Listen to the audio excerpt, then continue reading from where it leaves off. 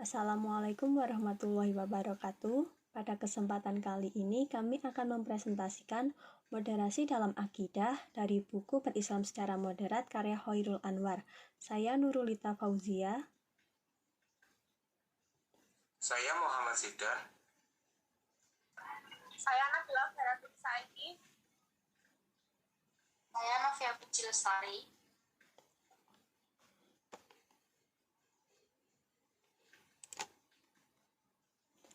Pada bab moderasi dalam akidah ada 4 subbab, yaitu iman, kufur, Islam dan non-Islam, rekonstruksi konsep al-wala wa al-bara, pemahaman sunnah dan bid'ah, dan yang terakhir pemahaman tawasul dan tabaruk.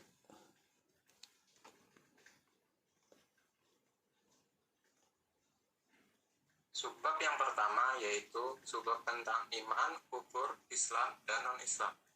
Pengertian non-Islam yaitu istilah non-Islam sengaja digunakan untuk menyebut orang yang beragama di luar Islam tanpa menyebut agamanya.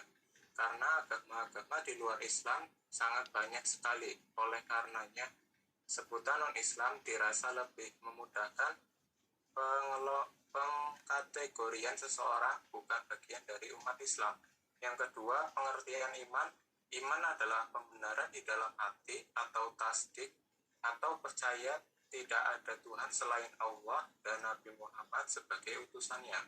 Menurut Abu Hamid Al-Ghazali, lebih menekankan iman sebagai kepercayaan yang tidak bisa diketahui orang lain kecuali diwujudkan dalam bentuk ucapan 2 kalimat syahadat, yakni La ilaha illallah dan Muhammad Rasulullah, atau melalui ibadah.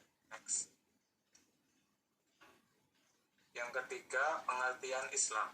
Istilah Islam direvasi dari susunan kata sin, lam, mim, atau sa, lama yang memiliki makna damai atau al-musalamah.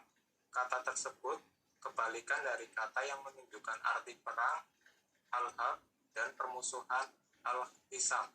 Secara bahasa, Islam digunakan untuk menunjukkan makna segala ketundukan dan kepatuhan baik seseorang, Tuhan, maupun hukum alam.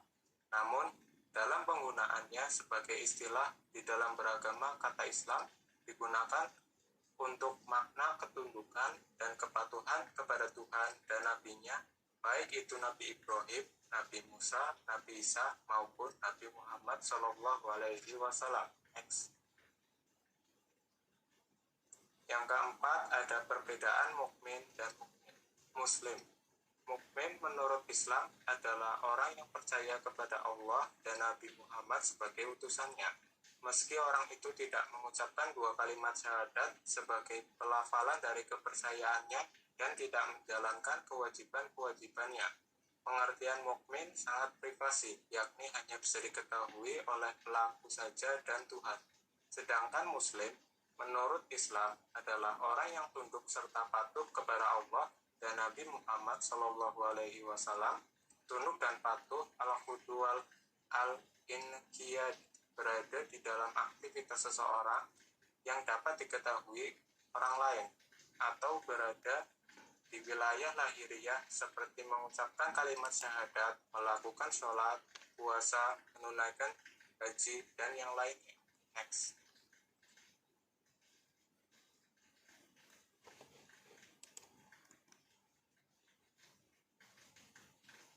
Yang kelima, pengertian kafir. Kafir bermakna sebagai orang yang mengingkari kebenaran yang datang dari Tuhan. Manusia tidak diberi wewenang untuk menentukan atau menilai keimanan dan kekafiran seseorang.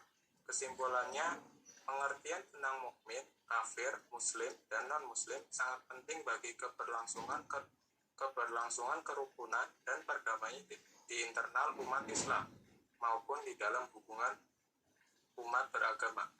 Terima kasih. Yang kedua yaitu rekonstruksi konsep al-wala wa al-bara. Yang kedua yaitu rekonstruksi konsep al-wala wa al-bara. Salah satu konsep teologi yang melahirkan paham keislaman eksklusif adalah al-wala wa al-bara. Istilah ini terdiri dari 2 kata yaitu al-wala yang secara bahasa berarti mengasihi, mencintai, menolong, dan al-bara yang berarti bebas. Al-wala wa al-bara dalam sejarah teologi Islam baru diperkenalkan oleh para tokoh Salafi, Wahabi, dan para ideolog Islam politik dengan arti al-wala sebagai rasa dan tindakan saling mengasihi, menyayangi, tolong-menolong, dan memuliakan sesama umat Islam dimanapun berada. Sedangkan al-bara diartikan sebagai bebas atau menjauhi kekafiran, serta menjadikan non-muslim sebagai musuh atau al-adawah. Kendati al-wala wa al-bara sebagai akidah atau keyakinan merupakan hal yang sangat asing di dalam diskursus teologi Islam, namun banyak juga kelompok muslim yang menjadikannya sebagai pegangan di dalam kehidupan sosial dan politik. Al-wala wa al-bara dipahami sebagai dasar untuk membangun solidaritas, loyalitas antar sesama umat Islam dimanapun berada dan memusuhi serta menyerang umat agama lain. Dan ini juga dipahami sebagai akidah yang mendorong persatuan umat Islam dalam membangun kekuatan sosial, ekonomi, dan politik. Next. Sedangkan al-bara diartikan dengan memusuhi umat agama lain atau menjadikan non-muslim sebagai musuh bersama. Karenanya, konsep al-wala wa al-bara maka dengan aliran Islam radikal seperti jihadis, ekstremis, dan takfiri atau kelompok yang mudah mengkafirkan sesama orang Islam yang memiliki pemahaman keislaman berbeda. Konsep al-wala wa al-bara jika dipahami seperti di atas sangat membahayakan bagi perdamaian dan kerukunan antar umat beragama serta mengancam keutuhan negara. Next. Dengan keyakinan umat Islam sedunia harus bersatu dalam mewujudkan sistem sosial dan politik pemerintahan atau al-wala, serta menjadikan non-muslim sebagai musuh bersama atau al-bara, maka akan lahir setiap ekstrim dalam beragama, yakni mendiskriminasi dan memberangus non-muslim atau bahkan orang Islam sendiri yang memiliki pandangan keagamaan berbeda. Padahal jika ditilik ke dalam sejarah Islam, meski suatu wilayah berada di dalam kekuasaan Islam, namun bukan berarti non-muslim pada masa Nabi Muhammad SAW dan sahabatnya yang kerap disebut dengan zimmi memiliki hak dan kewajiban yang sama sebagaimana umat Islam. Dalam Al-Quran surat Mumtahanah ayat 8 dinyatakan, berbuat baik kepada non-muslim hukumnya tidak dilarang selama mereka tidak memerangi dan tidak mengusir umat Islam dari tempat tinggalnya. Yang ketiga, pemahaman sunnah dan bid'ah. Pemahaman sunnah dan bid'ah. Sunnah ialah segala aktivitas keagamaan yang dilakukan, dikatakan, atau disetujui Nabi Muhammad SAW. Sunnah sudah menjadi tradisi keislaman yang berasal dari wahyu berupa Al-Quran atau hadis. Bid'ah yaitu menciptakan hal baru dalam Islam yang tidak dijelaskan dalam Al-Quran dan hadis. Menurut anggota lembaga fatwa Saudi Arabia atau Al-Lajnah Al-Daimah li Al-Ifta, semua bid'ah dalam agama hukumnya haram, kufur, dan syirik. Yang membagi bid'ah dalam beragama menjadi dua: bid'ah dalam perkataan yang berkaitan dengan keyakinan, bid'ah dalam ibadah atau bid'ah fi hak ibadah. Next. Menurut Izzuddin bin Abdi Salaman, membagi bid'ah menjadi wajib, haram, mandub atau sunnah, makruh, dan mubah. Bid'ah wajib yaitu menciptakan sesuatu yang tidak ada pada masa Nabi Muhammad SAW atau sudah ada pada masa Nabi SAW, tetapi beliau tidak melakukannya. Contohnya, mempelajari gramatika Arab atau ilmu nahwu dan membuat kolam di depan pintu masjid. Yang kedua, bid'ah haram, yaitu segala sesuatu yang bertentangan dengan Al-Quran dan Sunnah. Contohnya, seseorang memiliki keyakinan bahwa Allah berada sangat jauh sekali dari manusia, sehingga ketika hendak memanggilnya melalui sholat atau doa, seseorang mewajibkan menggunakan speaker atau pengeras suara yang keras. Yang ketiga, bid'ah yang bukan atau bid'ah mandubah, yaitu menciptakan atau melakukan sesuatu yang baik yang tidak ada pada Nabi Muhammad SAW. Contohnya, membangun lembaga pendidikan, kampus, sekolah, atau madrasah. Contoh lainnya, wiridan atau zikir bersama setelah sholat berjamaah dengan tujuan mengajari masyarakat yang belum bisa zikiran membaca kalimat thayyibah. Next. Yang keempat, bidah yang makruh atau dibenci, yaitu melakukan sesuatu yang tidak ada pada masa Rasulullah dan beliau tidak melakukannya, berupa perkataan atau tindakan yang hukum asalnya diperbolehkan. Contohnya menghias masjid dan menghias Al-Quran. Yang kelima, bidah mubah, yaitu menciptakan atau melakukan sesuatu yang tidak ada masa Rasulullah SAW dan beliau tidak pernah melakukannya. Contohnya antara lain berjabat tangan setelah sholat, memakai pakaian yang menjadi kebudayaan setempat, dan membuat makanan yang enak. Next. Pembagian hukum bidah disampaikan Izzuddin bin Abdi Salaman di atas sebagai bukti bahwa tidak semua bidah itu buruk, melainkan banyak bidah yang dinilai baik oleh syariat. Menurut Muhammad Alawi Al-Maliki, menjelaskan setiap generasi dari umat Islam dimanapun berada dan kapan saja diperintahkan berkreasi atau menciptakan hal baru yang tidak ada pada masa Rasulullah untuk kepentingan agama Islam. Di dalam Al-Quran dan Hadis ada perintah untuk mensyukuri nikmat. Kelahiran Nabi Muhammad adalah nikmat bagi semesta karena bentuk syukur atas nikmat dan yang diberikan Allah. Terima kasih.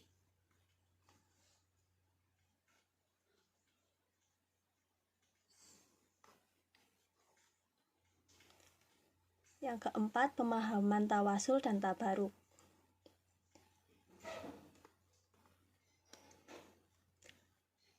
Tawasul atau membuat perantara merupakan salah satu doa dan cara menghadap kepada Allah, sesuatu yang dijadikan perantara atau al-mutawasal bih, bukan sebagai tujuan.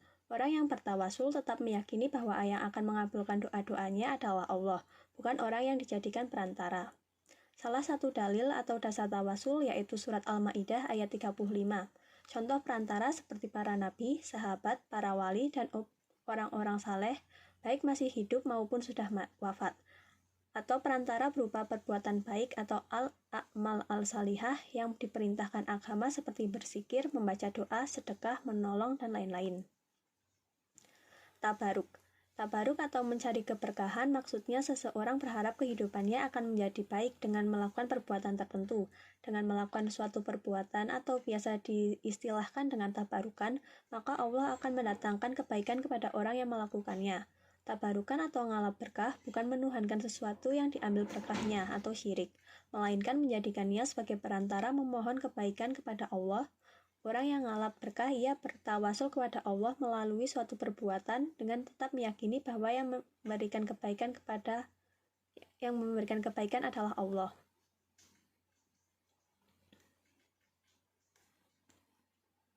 Hukum sunnah tabarukan antara lain surat Maryam ayat 30-31, surat Al-A'raf ayat 96, surat Hud ayat 72-73.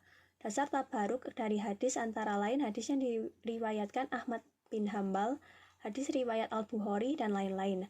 Ada 4 kategori yang bisa dijadikan perantara untuk mendatangkan kebaikan, yaitu tubuh seseorang atau al-ashkash, benda atau al-a'yan, tempat atau al-amkinah, dan waktu atau al-asminah. 4 kategori yang dijadikan perantara untuk mendatangkan kebaikan. Tubuh seseorang. Ketika tubuh itu oleh pemiliknya digunakan untuk melakukan kebaikan, maka tubuh tersebut akan menjadi istimewa, yakni dapat dicari berkahnya atau dapat dijadikan perantara memohon kebaikan kepada Allah. Benda, tabaruk dengan benda yang pernah digunakan Nabi atau orang-orang soleh, benda-benda atau peninggalan Nabi dan orang-orang soleh memiliki keistimewaan tersendiri dibanding benda-benda lainnya. Tempat, apabila tempat tertentu digunakan untuk melakukan kebaikan, maka kualitasnya akan berbeda dengan tempat-tempat lainnya. Misalnya tempat yang biasa digunakan sholat oleh Nabi Muhammad SAW, sahabat, tabi'in, dan kiai. Waktu, dalam Al-Quran dan hadis banyak sekali penjelasan mengenai waktu istimewa. Salah satunya pada malam saat Al-Quran diturunkan merupakan malam yang diberkahi karena di malam karena dalam waktu itu ada kebaikan berupa turunnya Al-Quran. Baik, sekian presentasi dari kami. Terima kasih. Wassalamualaikum warahmatullahi wabarakatuh.